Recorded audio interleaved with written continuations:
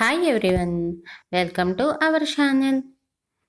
ఈరోజు మన ఛానల్లో గోంగూర నిల్వ పచ్చడి ఎలా చేయాలో చూద్దాం. ఏంటి, మామిడికాయల సీజన్ కదా, ఆవకాయో మాగాయో చూపించచ్చు కదా, గోంగూర నిల్వ పచ్చడి ఏంటి అనుకుంటున్నారా? మేమున్న చోట గౌహటిలో ఇంకా పచ్చడి మామిడికాయలు అయితే దొరకడం లేదు. అందుకని నేను గోంగూర నిల్వ పచ్చడి తయారు చేసుకున్నాను. దీనికి ఒక 8 కట్టలు పుల్ల గోంగూర తీసుకున్నాను. పుల్ల గోంగూర ఎందుకు తీసుకున్నానంటే పచ్చడి టేస్ట్ బాగుంటుంది, ఇంకా చింతపండు కూడా తక్కువ వాడచ్చు కదా అని చెప్పి ఈ గోంగూర తీసుకున్నాను. ముందుగా గోంగూర అంతా తెంపుకోవాలి. తెంపుకొని ఒక బేషన్లో వేసుకున్నాను. ఇది 1 కేజీ గోంగూర అయ్యింది. మేము వెస్ట్ బెంగాల్, జార్ఖండ్, యూపీలో ఉన్నాం, కానీ ఎక్కడ గోంగూర దొరికేది కాదు. అస్సాంలో అయితే గోంగూర దొరుకుతుంది. మన తెలుగువారికి గోంగూర ఎంత ఇష్టమో అస్సామీ వారికి కూడా గోంగూర అంతే ఇష్టం. ఈ గోంగూర అంతా కూడా శుభ్రంగా కడిగి ఒక జల్లెడలో వడపోసుకుని ఒక క్లాత్ మీద ఆరబెట్టుకోవాలి. నేను ఫ్యాన్ కింద ఒక 3 గంటలు ఈ గోంగూర ఆరబెట్టాను. తడి లేకుండా ఆరిపోయింది. ఒకవేళ మీరు ఎండలో ఆరబెట్టుకునే ఉద్దేశం అయితే 1 గంట ఆరబెట్టుకోండి, సరిపోతుంది. మీరు ఫ్యాన్ కింద ఆరబెట్టినా ఎండలో ఆరబెట్టినా ఆకులో తడి లేకుండా ఆరాలి. ఆకు ఎండిపోవాల్సిన అవసరం లేదు. ఈలోగా ఒక 200 గ్రాముల చింతపండు గింజలు నారలు లేనిది తీసుకుని వేడినీళ్ళు పోసుకుని నానబెట్టుకోవాలి. తర్వాత స్టవ్ వెలిగించి ప్యాన్ పెట్టి కొద్దిగా ఆయిల్ వేసుకుని 1 స్పూన్ మెంతులు వేసుకుని దోరగా ఎర్రగా వేయించుకోవాలి. మెంతులు నల్లపడకూడదు, మాడిపోతే చేదొస్తుంది. తర్వాత ఒక 150 గ్రామ్స్ ఎండుమిర్చి ముక్కలు వేసుకుని వీటిని కూడా గలగలలాడేలా వేయించుకోవాలి. నేను 150 గ్రామ్సే వేసాను, ఎందుకంటే ఇవి కారం ఎక్కువ ఉంటాయి. మీరు కారం తక్కువనే వేసుకుంటే 200 గ్రామ్స్ వేసుకోండి. తర్వాత స్టవ్ వెలిగించి మరో ప్యాన్ పెట్టి కొద్దిగా ఆయిల్ వేసుకుని మనం చింతపండు నానబెట్టుకున్నాం కదా, దాని గుజ్జు తీసుకుని ప్యాన్లో వేసుకుని ఉడికించుకోవాలి. పులిహోరకి ఉడికించుకుంటాం కదా, అలా చిక్కగా ఉడికించుకోవాలి. తర్వాత స్టవ్ వెలిగించి మరో ప్యాన్ పెట్టి ఒక 1/2 కప్ ఆయిల్ వేసి గోంగూర వేసి బాగా కలుపుతూ వేయించుకోవాలి. గోంగూర అంతా బాగా వేగాలండి. ఇప్పుడు నేనైతే నార్మల్ సన్ఫ్లవర్ రిఫైండ్ ఆయిలే వాడుతున్నాను.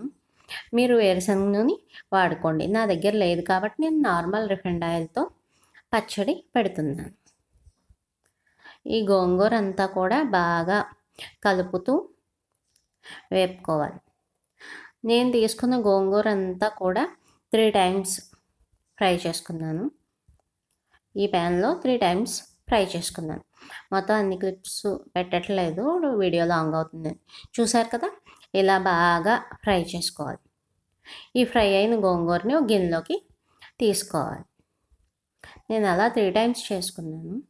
తర్వాత మళ్ళీ స్టవ్ వెలిగించి ఒక 1/2 కేజీ ఆయిల్ పోసుకుని ప్యాన్లో ఆవాలు, జీలకర్ర, కరివేపాకు, ఎండుమిర్చి, దంచిన వెల్లుల్లి, కొద్దిగా ఇంగువ అంతా వేసుకొని పోపు ప్రిపేర్ చేసుకోవాలి.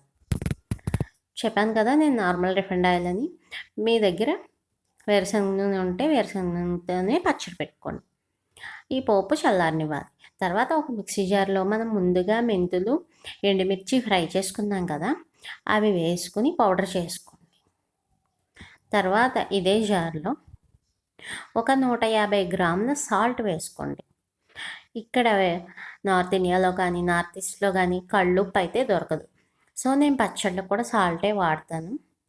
ఆ సాల్ట్ ఒక 3 వెల్లుల్లిపాయల రెబ్బలు వేసుకోండి. నేను 4 వెల్లుల్లిపాయలు ఒలిచాను, కానీ అన్నీ వేయలేదు, కొద్దిగా వదిలేసాను. ఈ వెల్లుల్లి రేకులు కూడా వేసుకొని మిక్సీ చేసుకోండి. బాగా మిక్సీ అయ్యేలా మిక్సీ చేసుకోండి.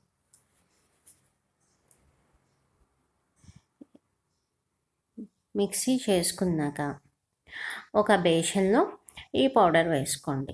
మనం ఏమైతే పచ్చడికి వాడతామో జాడీ కానీ, లేదంటే కలిపే బేసిన్ కానీ, మిక్సీ జార్ కానీ అన్నీ ఒకసారి ఎండలో పెట్టి తీసుకోండి. పచ్చడి పాడవకుండా ఉంటుంది. కడిగి తుడిచి ఎండలో పెట్టి తీసుకుంటే పచ్చడి పాడవకుండా ఉంటుంది. ఈ మిక్సీ చేసుకున్న మిశ్రమాన్ని కూడా బేషన్లో, పచ్చడి కలిపే బేషన్లో వేసుకుందాం. తర్వాత గోంగూర కొద్ది కొద్దిగా వేసుకుంటూ మిక్సీ జార్లో కోర్స్గా బ్లెండ్ చేసుకోవాలి. పేస్ట్ అయిపోకూడదండి. పేస్ట్ అయితే అంత బాగోదు, ఆకుగా ఉంటేనే బాగుంటుంది. సో అందుకని కొద్దిగా కోర్స్గా బ్లెండ్ చేసుకోవాలి. రోల్ ఉంటే రోట్లో అయినా దంచుకోవచ్చు. నా దగ్గర రోల్ లేదు కాబట్టి మిక్సీ జార్లోనే వేసాను. ఈ గోంగూర కూడా ఈ కారం మిశ్రమంలో వేసుకోవాలి. తర్వాత మనం చింతపండు గుజ్జు ఉడికించి ఉంచుకున్నాం కదా, దాన్ని కూడా వేసుకొని బాగా పచ్చడి మొత్తం మనం చేతితో మిక్స్ చేసుకోవాలి. బాగా కలిసేలా కలుపుకోవాలి. తర్వాత మనం పోపు కోసం నూనె కాచి పోపు పెట్టుకొని చల్లార్చి ఉంచాం కదా, అది చల్లారిపోయింది. అది ఇప్పుడు ఈ పచ్చడిలో పోసుకొని బాగా కలుపుకోవాలి.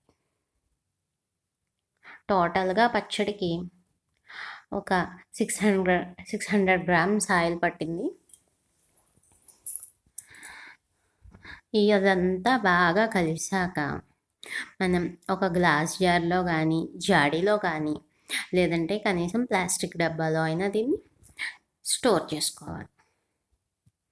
నేను తీసుకున్న క్వాంటిటీకి ఈ గ్లాస్ జార్తో పాటు ఇంకో జాడీలో కూడా పచ్చడి అయ్యింది. ఇంత క్వాంటిటీ వచ్చింది. నేను టేస్ట్ చూడడం కోసం నా దగ్గర కొంచెం అన్నం వేసి కలిపి టేస్ట్ చూశాను. మొత్తం అన్నీ కరెక్ట్గా సరిపోయాయి. చూసారు కదా, ఈ గ్లాస్ జారు ప్లస్ ఆ జాడీలో కొంచెం తగ్గించి వచ్చింది. ఇది ఒక 4 నెలలు నిల్వ ఉంటుంది. ఫ్రిడ్జ్లో అయితే ఒక 6 నెలలు నిల్వ ఉంటుంది. Thank you. Please like, share and subscribe.